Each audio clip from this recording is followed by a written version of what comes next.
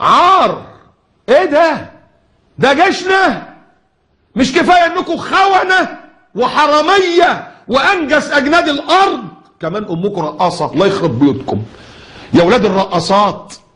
دول هيدافعوا عننا، دول هيقاتلوا اليهود جهاد في سبيل الله. يا تروح غطي امك، يالا غطي امك يا ابن الرقاصه انت وهو. يا اخي السيسي قول لنفسك وللقاده بتوعك، قول للي اختاروك وفوضوك، قول للي بيساعدوك وما بيعترضوش على اللي بتعمله، قول لهم يا ابن الرقاصات انتوا كلكم حسبنا الله ونعم الوكيل. يا بني ادم لا يفتننكم الشيطان كما اخرج ابويكم من الجنه ينزع عنهما لباسهما ليريهما سوآتهما انه يراكم هو وقبيله من حيث لا ترونهم إن جعلنا الشياطين أولياء للذين لا يؤمنون. المصيبة الكبيرة تكريس الفسق والفجور والعصيان، دي المصيبة. قلت لك ممكن واحد يعمل معصية ولا حاجة، يا رب سامحني يا رب ومتداري. لا ده دلوقتي كرموه، جابوا الرقاصة اللي بتعري جسمها وبتقعد تعمل بجسمها السفلة المنحطة الداعرة، اللي بيسموهم النهارده كواكب النجوم. ويجوا في قاعده جويه تبع القوات المسلحه بتكرم رقاصه. كانت القوات المسيخه بتوع السيخ بتوع الكفته. والله لا حول ولا قوه الا بالله. يا اخوه يا اخوات، تعرفوا الهدف من كل الكلام ده ايه؟ ما هم عارفين ان احنا هنسخر منهم وهنهزق كرامتهم ولاد الرقاصات دول. الهدف انهم يشيلوا القيم، ضيعوا القيم. خلاص قول لي ايه القيمه اللي موجوده في مصر النهارده؟ نفسي واحد يقول لي ما هي القيمه التي موجوده في مصر الان؟ قيمه العدل؟ قيمه القضاء؟ فين القضاء؟ قضاء شاخخ، واحد مموت 37 واحد اللي عاطينه 10 سنين وهياخد افراج وهفكرك، واللي معاه سنه مع ايقاف التنفيذ، وهيحكموا على واحد بالاعدام عشان طلع ضد الانقلاب. ان القضاء مؤيد الانقلاب، رئيس مجلس القضاء الاعلى ورئيس المحكمه الدستوريه العليا الطرطور اللي ابو كرش اللي واقف عامل زي هبل ده، هم دول مؤيدين يا سيدي الباطل.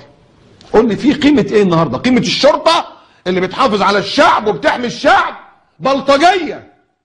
قيمه ايه؟ قيمه الاعلام كلهم منافقين وكذابين ومدلسين.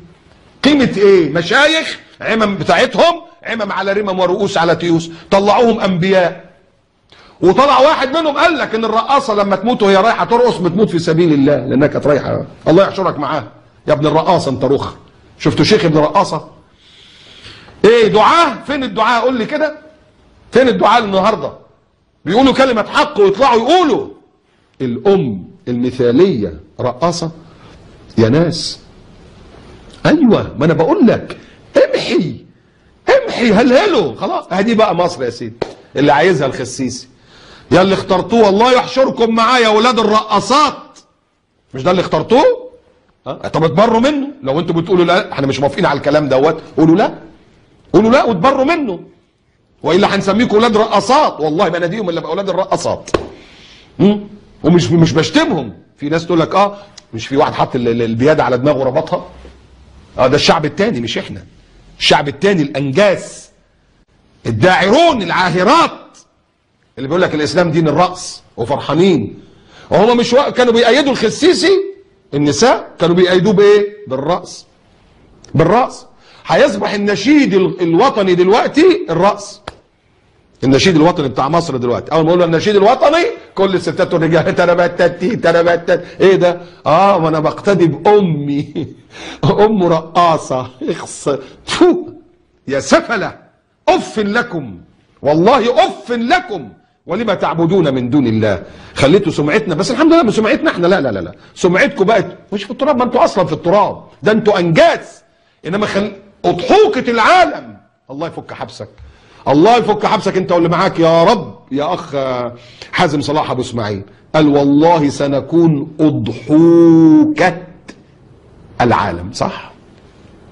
صح بقينا اضحوكه والله.